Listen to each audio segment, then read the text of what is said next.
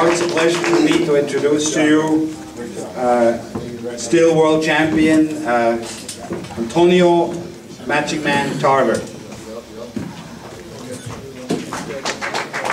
And I mean, I guess the long layoff, you know, being 43, and, you know, it took me a time, you know, a few rounds to get going. And I think that really contributed to the draw. You know, once I got going, I think from the 6th round on, you know, I showed, you know, that I still had it. You know, I put my punches together well. I caught him with some good shots, whether he admitted it or not. I mean, I hurt him a couple of times, and I felt like I won down the stretch, you know. But like I said, it's the first time I ever had a draw on my record. It's not a loss, but I guess it's telling me I need to go back to the drawing board. Those years, you know, a year off before you get back in the mix, it's just too long, especially on a 43-year-old body. So I told myself, I made a pact with myself and my family and my team, and we're gonna stay busy. You won't see me out of shape anymore, and I'm gonna take a week off and get back in the gym. And I'm gonna make it a lifestyle now, and hopefully, you know, if there's ever another fight with Lateef or either another cruiserweight, you'll see the dynamic Magic Man from the start. They had to jumpstart me in there. I don't know what it was. I mean, but I never thought in a million years he would run like he did. I mean, he felt my power, and obviously, you know, he wasn't willing to stay there. I mean, the guy bounced around the ring. I never, you know, had to chase him everywhere. I mean, I'm 43 years old. I ain't got time to be chasing nobody. You know what I'm saying? But Antonio, we talked earlier. You had been very vocal about the deficiencies of Lateef Coyote.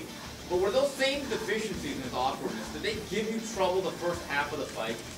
No, I mean, basically, I was just trying to find him, you know. I mean, I really thought, you know, he would come out pressing, and I wouldn't have to look for him. I mean, but that wasn't the case. I mean, I got my jab going. You know, I started to control the rounds with my jab, and, you know, he'll have some moments where I was dressed down in defense. I felt like my defense was good. He landed some shots. I took some shots. And, hey, we boxing, you know what I'm saying? And but I felt like I controlled. When you look at ring generalship, I think you saw me dictating and controlling and pressing the action. So, you know, a lot of those rounds when neither one of us did much, I mean, I felt like I should have been awarded those rounds. But, you know, definitely I had a slow start, which is, you know, uncharacteristic of me, you know, when we got two guys in there ready to fight. Speaking of that start, it looked like you were trying to set him up for something pretty big. Was that the case, or that you were trying to set him up, or for a big shot? Well, you know what? Maybe that was you know, me looking for a big punch early, because I felt like, you know, his recklessness and carelessness would, you know, leave him vulnerable for that big shot. But, you know, I think he was a little more leery than anything.